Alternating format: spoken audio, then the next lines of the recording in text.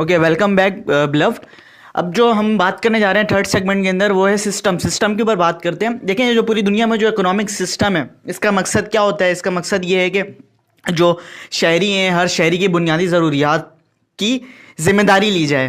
ठीक है, जिसको हम वेस्ट के अंदर हम ये भी कहते हैं कि ये हमारा अनएम्प्लॉयमेंट अलाउंस का सिस्टम है या फिर वेलफेयर स्टेट है वेस्ट के अंदर। ठीक है, तो ये इकोनॉमिक सिस्टम की ये मकसद है, ये इकोनॉमिक सिस्टम का। पूरी दुनिया के अंदर अब 3 किस्म के इकोनॉमिक सिस्टम राइज हैं। कैपिटलिज्म है और कम्युनिज्म है, सोशलिज्म है, मिक्स इकोनॉमिक सिस्टम है।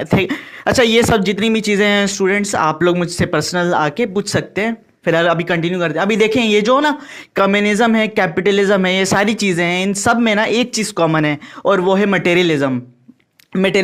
अब ये देखें, जैसे कैपिटलिज्म है ना, कैपिटलिज्म के अंदर ये है कि जो कॉस्ट ऑफ प्रोडक्शन होती है या फिर जो मीन्स ऑफ प्रोडक्शन होती है वो इनफरादी नहीं होनी चाहिए, वो कौमी होनी चाहिए। अगर इनफरादी होगी तो हर शख्स कहेगा कि ये मेरा है, मेरी है, ये मेरी है, इस पर मैं काम करूँगा, इसमें मेरा फ़ायदा है, मेरे आने वाले बच्चों का फ़ायदा है, नस्लों का फ़ायदा है मेरे, तो वो उस पर मेहनत करेगा। अब दूसरी तरफ आए कम्युनिज़म, तो कम्युनिज़म के अंदर क्या है, ना कोई पर्सनल ओनरशिप है, ना कोई पर्सनल इंसेंटिव्स ही नहीं है उनके पास, वो फिर मेहनत क्यों करेंगे?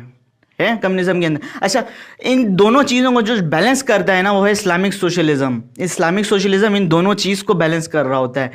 उनके पास सिस्टम, हमारा जो ज़कात का सिस्टम है और उशर के सिस्टम से हम इन दोनों चीज़ों को बैलेंस कर सकते हैं। इसको हम आज के दौर में कलेक्टिव इंश्योरेंस भी कह सकते हैं।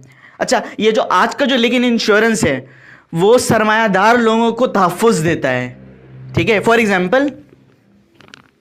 एग्जाम्पल एक सरमायादार जो है वो 5 करोड़ का सरमाया लगाता है माचिस के तीली के कारखाने पे।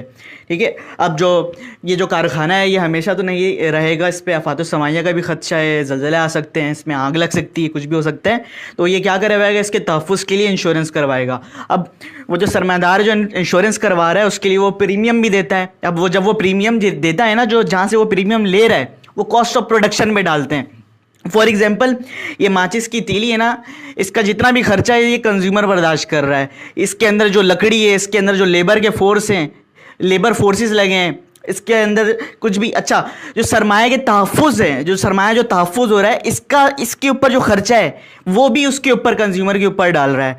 मतलब आग लग गई अब वहाँ पर, तो अब जो है ना नुकसान होगा वो तो उसका नहीं होगा, वो मुल्क का होगा, सरमायादार का कोई नुकसान नहीं हो रहा। ठीक है, तो ये जो है ना ये मिली भगत है इकोनॉमिक सिस्टम की। जो ये हमारी आज की जो इकोनॉमिक सिस्टम है, मिली भगत है बैंकिंग और ये जो इंश्योरेंस है, ये इन दोनों की मिली भगत है आज के दौर में। इसका मतलब ये जो अंकल है एक्स